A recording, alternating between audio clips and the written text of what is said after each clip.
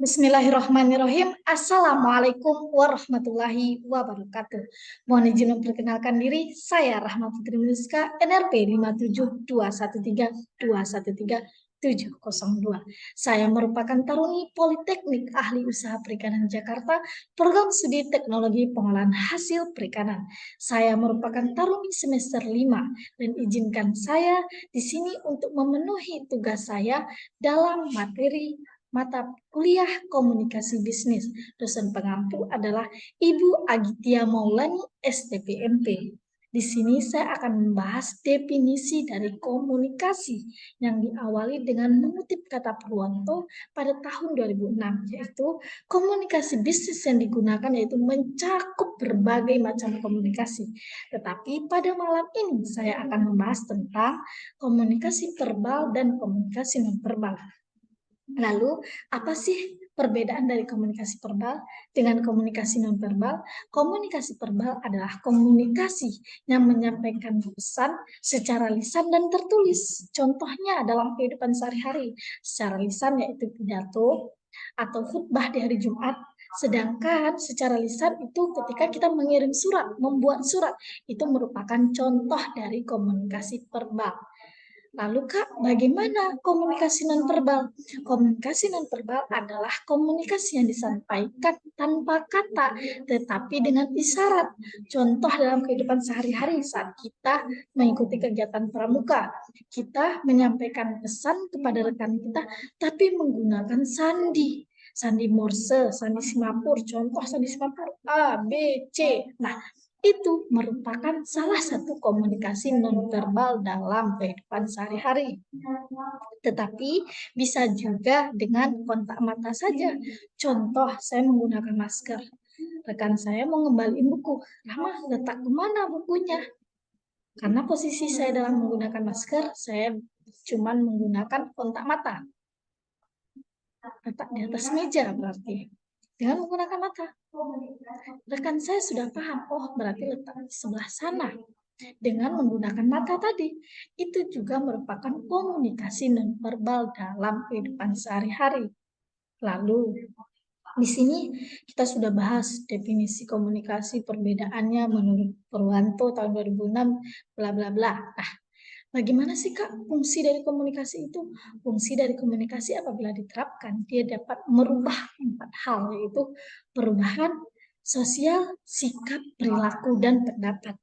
Ingat aja 2SP, yaitu 2S, 2P, sosial, perilaku, pendapat. S yang satu lagi apa Kak? Sosial sama sikap. Ya, pinter. Nah, teman-teman sekalian, kita sudah bahas definisinya, bagaimana kehidupan sehari-hari dalam contohnya, bagaimana tujuannya, bagaimana. Lalu sekarang apa yang kita bahas Kak? Yaitu bagaimana ketika komunikasinya kita jalanin dalam hidup sehari-hari secara efisien, sehingga manfaatnya bagi kita adalah pemecahan masalah kita lebih cepat nih. Nah, lalu respon stakeholder kita meningkat, citra profesional kita juga lebih meningkat, komunikasi kita yang efektif, produktivitas kita lebih meningkat, bahan promosi kita lebih jelas, hubungan bisnis kita juga lebih kuat, arus kerja kita lebih mantap. Itu juga merupakan manfaat dari komunikasi efisien yang kita ciptakan di dalam kehidupan sehari-hari. Manfaatnya sudah, tujuannya sudah. Lalu tipsnya dong Kak dalam kehidupan sehari-hari, bagaimana supaya efisien nih dalam komunikasi, yaitu bisa dengan melakukan 3 hal. Ketika kita berkomunikasi, usahakan kita tidak memotong rekan kita yang sedang berbicara. Itu merupakan etika dalam berkomunikasi. Dengarkan, kita sebagai pendengar yang baik. Ketika kita menjadi pembicara, jadilah pembicara yang baik. Contohnya, kita harus menyampaikan sesuatu yang jelas dan fakta. Ketika kita menjadi pendengar, jadilah pendengar yang baik. Pendengar yang baik yaitu mampu mendengarkan tanpa memotong pembicaraan. Ketika ada sesuatu yang kurang jelas, misalnya, ataupun sesuatu yang ingin ditanyakan, ketika ada sesi tanya jawab di akhir, kita boleh bertanya. Itu merupakan cara kita sebagai responden, pendengar yang baik. kita mampu mendengarkan, sehingga kita bisa speak up. Kak, tadi menurut kakak seperti ini, tapi ketika saya baca gini-gini, bagaimana ya kak yang benar? Nah, itu merupakan komunikasi yang baik dan efisien di dalam kehidupan sehari-hari.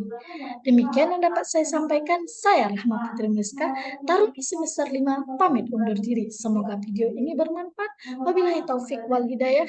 Wassalamualaikum warahmatullahi wabarakatuh. Kita tutuplah kakek ini ya, lagi sedikit pantun gitu. Nah, bagaimana ya kak? Don't forget me gitu misalnya. Tak kenal maka tak sayang, tak sayang maka tak cinta. Izinkan saya memperkenalkan diri. Saya Rahma Putri Miska. Don't forget me. Semangat terus, salam sehat dan salam semangat dari kita sahabat Bahari.